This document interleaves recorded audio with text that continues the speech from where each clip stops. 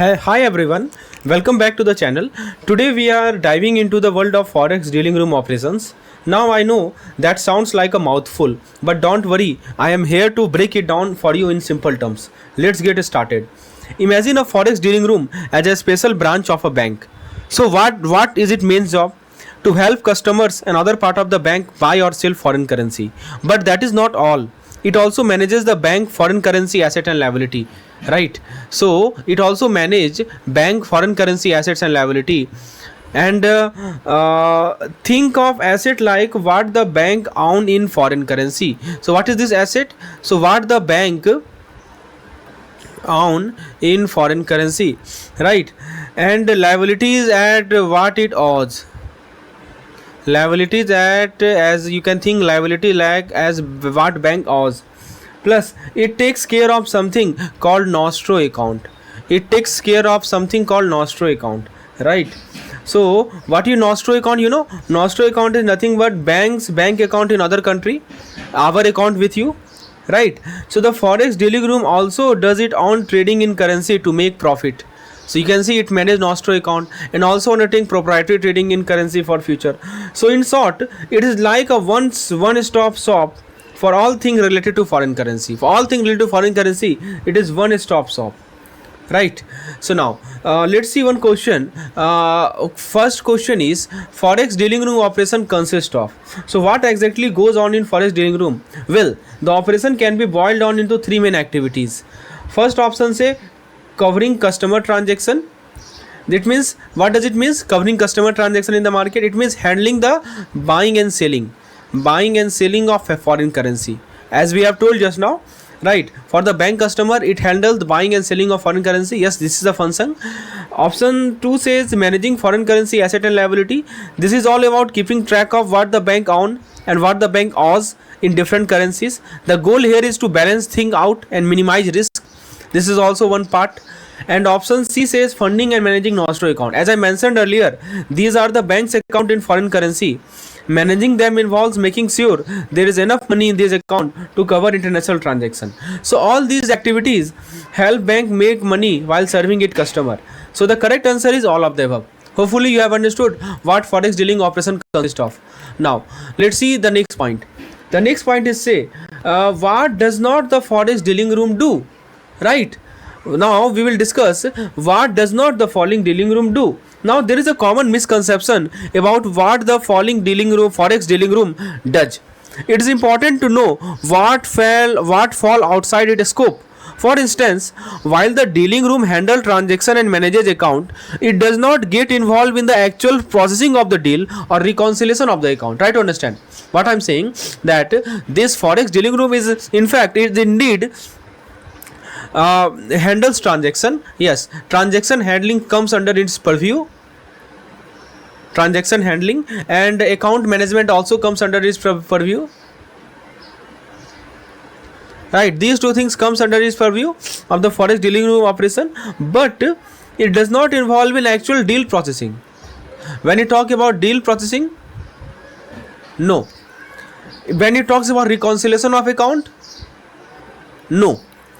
So those tasks are handled by a different department. So if you have ever asked what the forex room does not do, the answer is processing of deal and account reconciliation. That is this question is all about. Let's see the question.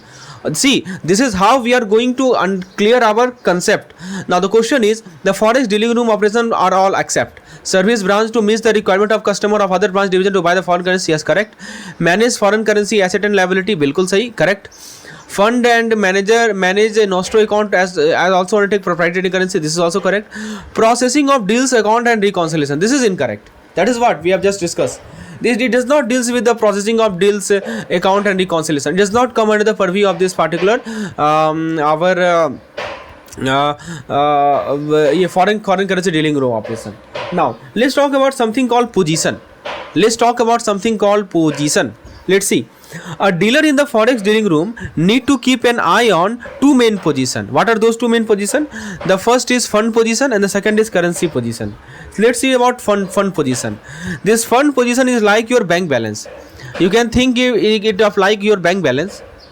Why I'm saying so? Because it keeps track of how much money is coming in, how much money is going out, right? Suppose this is your balance, some money is coming in, some money is going out, so keep track of how much money is coming, how much money is going. We have this fund position. If there will be a mismatch, suppose there is a mismatch between what is coming and what is going out, what will happen? If there is a mismatch, means what is coming in does not equal to what is going out, it can lead to what is known as interest rate risk, right? Try to understand what I'm saying, that this is your balance, this is your bank balance, something is coming in, money is coming in, money is going out, but suppose if they are not equal, that means money coming in is greater than money going out, or money going out is greater than money coming in, so this means this is a mismatch, and this mismatch translates into what is called interest rate risk. This simply means that bank might lose or make money depending on how interest rate change, right? This simply means that bank will make money or bank will suffer loss depending on how interest rate change. That is about the fund position. So I have given you the best example to make the concept clear. Just like your bank balance, something inflow, something outflow, and this mismatch will cause interest rate risk. Is it clear now about fund position? Hopefully. Now let's talk about this currency position. What is this currency position? This is about whether the bank has bought or sold more currency than it needs. It is about that, whether the bank has bought more currency or sold more currency than what it needs. If they have bought too much or sold too little, that is called overbought position. You know what is overbought? As the name suggests, it has bought more, right? If the bank has bought more currency or they have sold too little currency, they are called overbought position. To the contrary, if they sold too much and bought too little, it is called oversold position, right? So balancing this position is a crucial to avoid loss, right? So hopefully this is about the total breakdown of Forex Dealing Room. I hope this cleared up some of the confusion around this term, right? So if you really enjoy this particular video, learn about something new, make sure to hit that like button and subscribe for more content. And as always, if you have any question, drop them in the comment below. Let's come to the next slide. So friend, this is how I am explaining each and every concept in our English language BFM topic. Each and every concept is made clear in the simplest way possible, using example whenever possible in the layman term. Let's see, if you want to enroll in any course, if you want English lecture, you can WhatsApp me on this particular number for any detail related to the English course. Now let's continue our discussion and come to the next slide. Yes, there is one question. Here is one question before you. So first let's talk about the position that the Forex deal has to maintain in a dealing room. You might think that these positions are about the different currency like dollar and rupees, but it is actually more specific than that. The two main position we have already discussed. One is called fund position and other is called currency position. Now see the question. Which of these positions are maintained by foreign exchange dealer in a Forex dealing room? So we have already discussed, one is called fund position, other is called currency position. So I have told you, fund position is like maintaining your bank balance. It keeps tracks of money that comes in and goes out. And the currency position we have discussed, it is about whether the bank has bought or sold too much of a currency.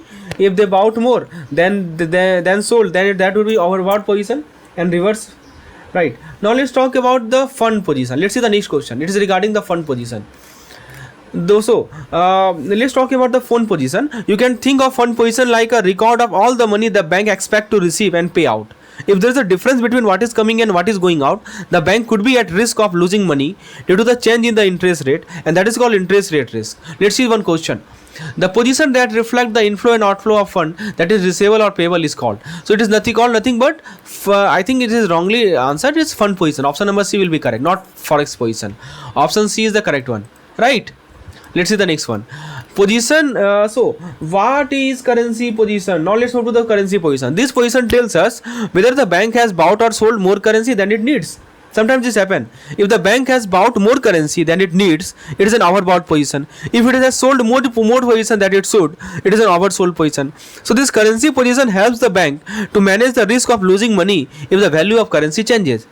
So the question is, position deals with the overbought or oversold position arrived after taking various transactions. So what is the name of that position? The answer is, that is called currency position, right? That is called currency position. Now let's talk about the risk. Now what happens if there is a mismatch in the fund position? Well, this can expose the bank to something called interest rate risk. This means that bank might end up losing money if the interest rate change unexpectedly. For example, if the bank has to pay out more than it's receiving. See, try to understand. Suppose this is bank, it is receiving something and it is sending something. So you see this portion is more. So what it means? It means suppose that interest rate goes up. So let me explain once more that bank suppose the bank has to pay out more than it is receiving and interest rate goes up, so they might have to pay even more.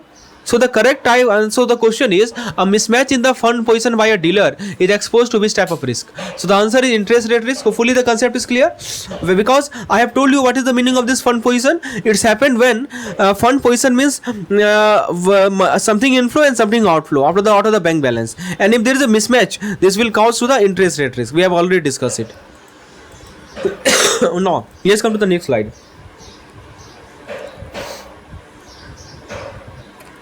Okay, so we have covered it. Now let's talk about forex operation. Generally involves different offices. Like we have a dealing room. You know what is a dealing room? Dealing room is where the actual buying and selling of currency happen. There is a back office. Back office handle the paperwork. Back office handle the processing. Back office handle the reconciliation account and making sure that everything is recorded correctly. They does not actually buy or sell currency. They just keep track of the transaction. Then the next is mid office. Mid office is like risk manager. They make sure that dealer in the dealing room are not taking too much risk. They also keep an eye on compliance, making sure that all the rules and all the guidelines are followed. Mid office does not handle the actual processing of deal. They just oversee the risk and compliance aspect. Right. So if you have asked which office takes, like you see, the question is which office take care about the forex deal account reconciliation and a supported role in the forex deal? Answer is back office. Right. So I have just mentioned the role of all these different offices, right? Then next come to that, and okay. So let's summarize. We have already talked about this dealing room, right? So the dealing room, you can think dealing room like a heart of the forex management. You can see this thing I'm telling about. So dealing room is just like a heart of the forex operation. This is where the real action happen, where currency are bought and sold. And in the dealing room, we focus on two things. The first thing is fund position, like you're balancing your checkbook, right? And the second thing is currency position, right? And the second is mid office responsibility. Okay, you can see dealing room, fund position and currency position. We have already discussed this fund position. Like suppose imagine you are balancing your checkbook, but on a much bigger scale. The fund position keep track of all the money coming in and all the money going out, making sure that everything balances out. If there is a mismatch, it could mean trouble. So this is super important. Now the next is currency position. Currency position is about managing how much currency the bank has bought or sold. If the bank has bought more than its position, then it's sell, then it's called overbought position. If it sell more than its buy, it's called oversold position. The goal here is to keep this position balanced to avoid losing money if the currency value change. So the dealing room is all about managing money flow and making sure that bank currency balance in check. This is about the front office, not I think it is front office, right? So these are the different office. The first is called front office, dealing room operation, fund position maintaining, currency position maintaining. The next office is called middle office. Let's talk about the mid office. See, think of mid office like the safety net for the dealing room. You can think of a single word. If I say single word, it's nothing but safety net for the dealing room. They are not directly involved in buying and selling currency, but they play a crucial role in managing risk and setting limits. So the first thing is risk management. You can see it here written. Risk management. What does it mean? The mid office makes sure that dealing room is not taking too much risk. For example, they monitor how much currency is being bought or sold and make sure that bank is not overextending itself. Bank is not overextending itself. Right? If the dealing room is pushing the limit, the mid office steps in to keep things in check. Suppose it happens that the dealing room is pushing the limit. The mid office steps in to keep things in check. Now, the next thing that mid office do is the fixation of risk parameter. This is just a fancy way of saying that mid office sets the rule. They decide how much risk the dealing room can take on and establish guideline to make sure that everyone playing is safe. So the mid office is like the guardian angel of forex operation, making sure the bank stay within the safe limit. And the last is back office. Yes, you see, back office, while the dealing room is the heart, mid office is the safety net, the back office is the brain. You can see mid office is hurt. Sorry, front office is hurt. Mid office is safety net. Back office is the brain. They handle all the behind the scene work to make sure everything runs smoothly. The first thing they do is settlement.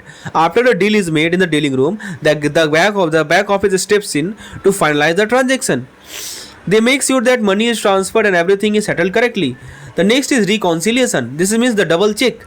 You are double checking your math homework. Sorry friends. The back office goes over the transaction to make sure that everything adds up. If something does not match, they investigate and fix it. The next task is accounting. Finally, the back office handles all the record keeping. They make sure that every transaction is properly recorded. Right? Now, let's come to the next slide.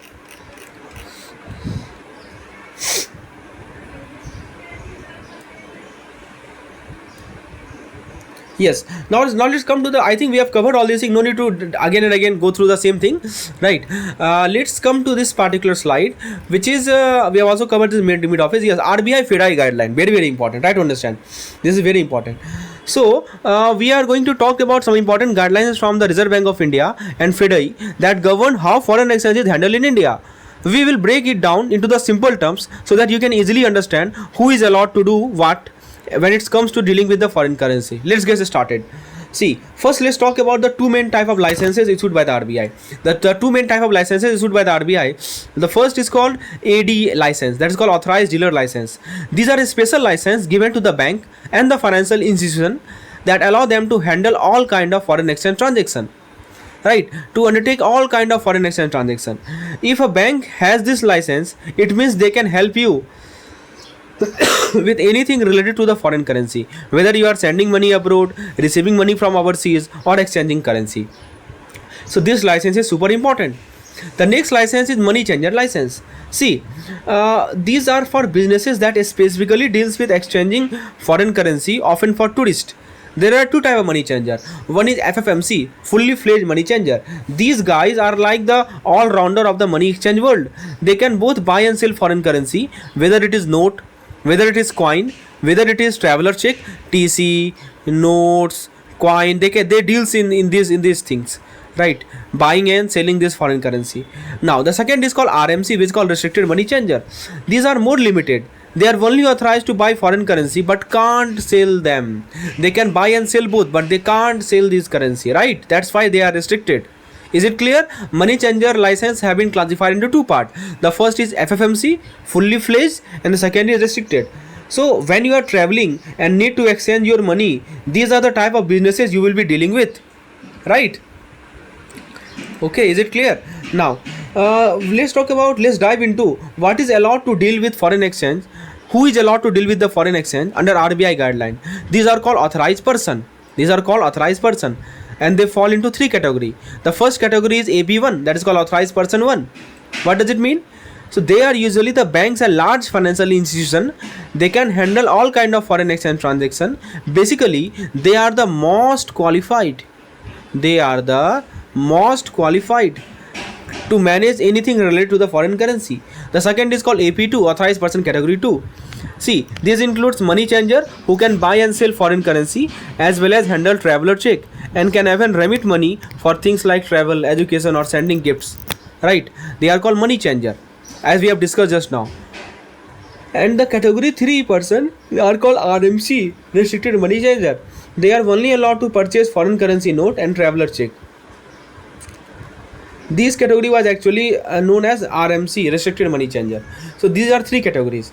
So if you have ever come across a money changer and wonder what they are allowed to do, it's all based on what category they fall in.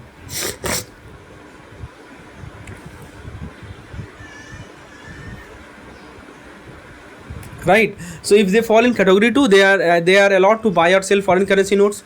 But if they fall in category 3, they can only purchase. They cannot sell.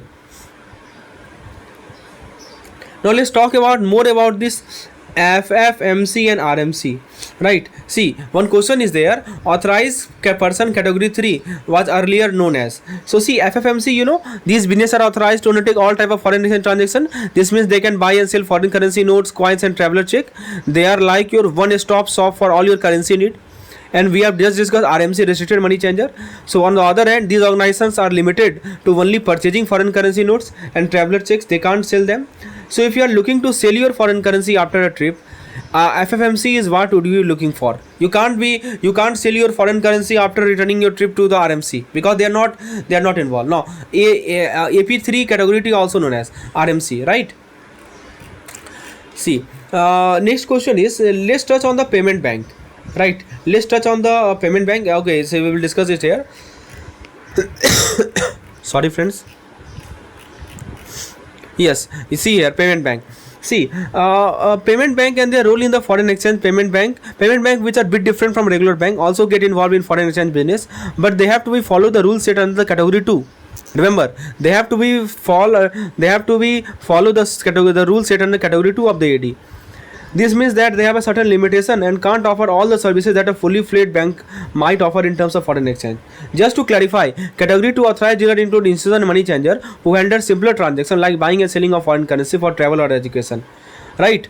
Now, let's see the next question. FIDE require bank to undertake profit loss evaluation of the foreign position at the end of. See, how often bank need to evaluate their foreign exchange position? According to the FIDE guideline, banks are required to assess their profit and loss from forex operation every month. This means they regularly check whether they are making or losing money in the foreign exchange dealing, ensuring they stay on the top of the financial game. And when it comes to the compliance, see, you can see it here. Entities which are authorized only to buy foreign currency notes and traveler check are known as. When it comes to the compliance, category 3 authorized person are those entities which are only authorized to buy foreign currency notes and traveler check. Right? You can see the option number C is the correct one. Okay. So this is some points about FIDE. Let's discuss some important rules related to the FIDE. I will discuss here. You can see it here. See, FIDE, Foreign Exchange Dealer Association of India. So if you are dealing with export and import transaction, understanding this rule is crucial. We are going to break it down so that you can clear a clear picture of how this guideline work. Before we dive into the rules, let's quickly cover what FIDE is. FIDE stands for Foreign Exchange Dealer Association of India. It is an organization that sets guidelines and rules for how foreign exchange transactions should be handled by the authorized dealer like bank. So, whenever there is an export or import transaction involving foreign currency, FIDE rule will come into play. Let's start with the export transaction. You can see export transaction. See, when a business in India sells goods to other countries, so suppose this is an India business, it sells goods to another country, let's say USA. They usually receive payment in foreign currency. So, the payment will be in foreign currency, right? FIDE has a specific rule about how and when this foreign currency liability should be converted or crystallized into Indian rupees. So here how it work. First thing is crystallization of forex liability. That is what we are talking about. If it is side bill, side bill. Side bill means payment is expected immediately. The foreign currency may be converted to the Indian rupees by the 30th day after the NTP. Right? So suppose NTP is on 15th August. After 30 days, suppose on 15th November. On 15th November, this must be crystallized. That foreign currency can be converted to Indian rupees by the 30 date. So NTP is basically the time it is expected to take for goods to reach their destination. It is called normal transit period. Notional transit period. Right? So notional transit period is the time it takes for the goods. It's not that today he sent and today only it will reach. No. Because it is often sailed through the ship and it takes time for the ship to reach the destination. So NTP is basically that time and it should be done within 30 days. That's the key point. For side bill we are talking about. And if we talk about the usance bill, so usance bill where payment is done due after a certain period. In the usance bill payment is due after a certain period. So the conversion must happen on the 30 day after the notional due date. That is called NDD. See the difference. Here it was NTP and here it is NDD. And 30 days is common in both of them. So this is when the payment is supposed to be made. Recently this rule has been relaxed and now bank can decide their own time frame. But see, this was earlier thing and now the rules have been relaxed and the bank can frame their own rule for number. Yes, this question is very important. So if you have been asked that how much time banks should take for crystallize this foreign currency liability into Indian rupees, so the days had been relaxed. It's no more NDD and NTP based, right? Now the next topic is concessional interest rate. See, this concept will helpful in solving the numerical also. A lower interest rate is applied until the due date for the payment or until the payment is actually received, whichever happen first. A lower interest rate is applied until the due date of the payment or until the payment is actually received, whichever happen first. This means that business gets a bit of break on interest costs until their export payment comes through. So in simple terms, these rules helps ensure that export transactions are settled in Indian rupees within a certain time frame, right? And the next thing is import transaction. See, when an Indian business buy goods from another country, they need to pay in foreign currency. FDI has a rule about how this payment are managed too. The first case is retirement of import bill. When the time comes to pay for the import, the bank will use either the bill selling rate, either the bank's bill selling rate will be used on the day of payment or in previously agreed forward rate. Either of these you can be used. The forward rate is basically the preset rate that is agreed upon before the actual payment date, right? So there are two rates, either it will help take bill selling rate or it will take the forward rate. See, for import bill crystallization rules is like DP bill. DP bill means side bill. Okay, for side bill which requires immediate payment, these bills are converted to the rupees 10 days after the bank receive them if they have not been paid yet. So they are retired after the crystallization on the 10 day after receipt. For DA bill, which is called usance bill, which are due at a later date, the conversion happen on the due date itself. If any foreign currency bill under a letter of credit are not paid immediately, they will be converted to rupees on the 10th day after the bank get the document. So when the bank get the document after 10 days, this foreign currency liability will be converted into rupees. So see, these rules will help ensure that import payment are settled on the time and in a way that minimizes the risk of loss due to change in currency value, right? Let's talk about the normal transit period. This is the time expected for goods or document to move from one place to another, and it varies depending on the situation. The first thing is export bill. Export bill NTP is 25 days. For rupee bill, NTP is how much? Rupee bill which is drawn under LC and payable locally it is 3 days. For rupee bill drawn under LC, payable at other center it is 7 days. For rupee bill not drawn under LC it is 20 days. For export to Iraq, the normal transit period is 60 days. These transit periods are important because they determine when the crystallization of foreign currency into Indian rupees need to be happen. Now that we have covered the rules, let's quickly revisit what FDI is all about. Remember, FDI is an organization. So the question is, FDI is. So see, why I am giving you MCQ to revise all the content that we have covered now. So FDI, as we know, it is an association. The correct answer will be C, Association of Authorized Foreign Exchange Dealer in India, right? So that is a wrap up of the that we have covered some important rules about FDI. Hopefully you like the video. Please give it a thumbs up and don't forget to subscribe for more content like this. And if you want English videos in such format for all the session of all the subjects of CIV, you can WhatsApp me on this number and get more detail. The link of WhatsApp has been sent in the